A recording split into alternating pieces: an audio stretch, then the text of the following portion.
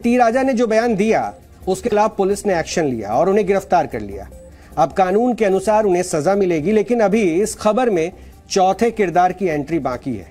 यह किरदार है राशिद खान, जो तेलंगाना कांग्रेस के सचिव हैं, जिन्होंने मुसलमानों को सड़कों पर उतरने के लिए भड़काया है और देश के कानून पर उंगली उठाई है और हैदराबाद शहर को आग लगाने की धमकी भी दी है। आप राशिद खान का बयान सुनेंगे तो आप सोच में पड़ जाएंगे कि बीजेपी विधायक टी राजा का बयान ज्यादा भड़काऊ है या कांग्रेस सचिव राशिद खान का। सड़कों पे उतरो, हमारे हुजूर सल्लल्लाहु अलैहि वसल्लम की शान में गुस्ताखी करता है ये बदजनवर। आप इस वक्त खामोश नहीं बैठना चाहिए, हुजूम में निकलो, एहतजाज करो, लॉ एंड ऑर्डर को फिल वक्त हाथ में मत लो, क्योंकि तो हमारे पास एक दिन का वक्त है। अगर से वो एक दिन गुजर जाएगा तो फिर आप ले सकते लॉ एंड ऑर्डर, कहीं तो ये हमारे नबी की शान में गुस्ताखी हो गई और हम अपने सर कटाने के लिए तैयार है, अपने खून की नदियां बहाने के लिए तैयार है, मगर हमारे हुजूर सल्लल्लाहु अलैहि वसल्लम की शान की में गुस्ताखी हम खाते बर्दाश्त नहीं करेंगे। ऐ मुसलमानों, नींद से बेदार हो जाओ। केसीआर साहब, होम मिनिस्टर, डीजीपी, कमिश्नर, मैं गुजारिश कर रहा हूं कि फौरन उसको 23 अगस्त के दिन उसको हिरासत में लो, हिरासत में लो, हिरासत में लो। राशिद खान खुलेआम मुसलमानों को भड़का रहे हैं और खून की नदियां बहाने के लिए उकसा भी रहे हैं। टी राजा का बयान अगर निंदनीय है तो राशिद खान का बयान बेहद निंदनीय है, लेकिन राशिद खान को अपने इस बयान पर कोई पछतावा नहीं है। जी न्यूज ने जब उनसे भड़काऊ बयान पर बात की तो उन्होंने साफ साफ कहा कि वो अपने बयान पर कायम है। कोई माफी नहीं मांगने वाला, ना तो मैं कोई बयान वापस लेने वाला। मैं जिस तरीके से कल दावा कर रहा था कि अगर से राजा सिंह को तेलंगाना की पुलिस रिमांड में नहीं भेजती, सलाखों के पीछे नहीं भेजती, तो 24 के दिन राशिद खान सारे मुसलमानों के साथ गोशा महल, जो राजा सिंह की कॉन्स्टिट्यूएंसी एमएलए की, वहां पर दाखिल होके राजा सिंह का घर जला देने की बात। जी हो, बेशक मैं अपने जुमले पे खड़ा हूं। मुकदमा अगर से मेरे खिलाफ दर्ज होता है तो होने दो, हम तैयार है। तो जब हमारे प्यारे नबी की बात आ जाती तो हम सर कटाने के लिए तैयार हो जाते। ये तो चंद एफआईआर आईपीसी सेक्शंस की बात है, कोई बात नहीं। हम अपनी जानो माल को लुटाने तैयार है, हम अपनी सर कटाने तैयार है, मगर हम खतई बर्दाश्त नहीं करेंगे ये मुल्क में। आखिर ये मुल्क में हो रहा है क्या?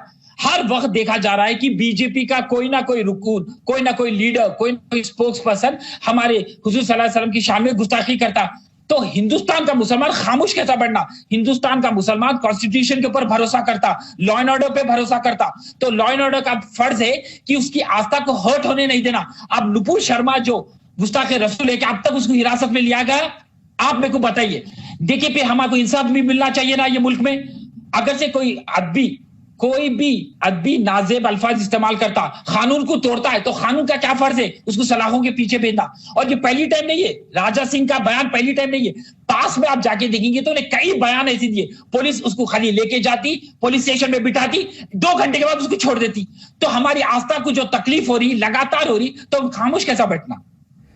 वैसे कांग्रेस सचिव राशिद खान ने जो कहा, बीजेपी विधायक टी राजा ने जो बयान दिया, ये सब हेट स्पीच के उदाहरण है।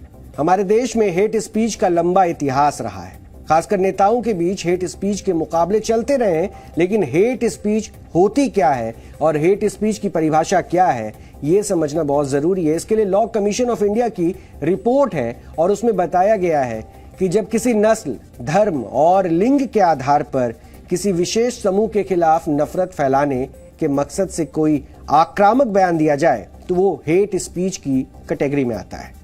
भारत में हेट स्पीच की कोई क्रिस्टल क्लियर कानूनी परिभाषा नहीं है, लेकिन संविधान के आर्टिकल 19 में दिए गए अभिव्यक्ति की आजादी के अधिकार पर कई प्रतिबंध लगाए गए हैं।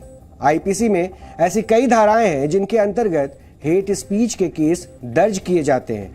इनके बारे में भी हम थोड़ी सी जानकारी आपसे साझा करेंगे, क्योंकि आईपीसी के सेक्शन 153A में प्रावधान है कि अगर किसी भी नस्ल, धर्म, लिंग से जुड़े समूह विशेष के खिलाफ नफरत या रंजिश की भावनाएं भड़काने वाला कोई शब्द लिखा या बोला जाता है तो ऐसे मामले में दोषी को 3 साल तक की कैद की सजा हो सकती है। आईपीसी के सेक्शन 295A में प्रावधान है कि अगर देश के किसी भी समुदाय की धार्मिक भावनाएं आहत करने के मकसद से कोई बयान दिया जाए तो और दोषी को 3 साल की कैद भी हो सकती है। हैदराबाद के बीजेपी विधायक टी राजा के खिलाफ भी इन्हीं धाराओं के तहत केस दर्ज किया गया है।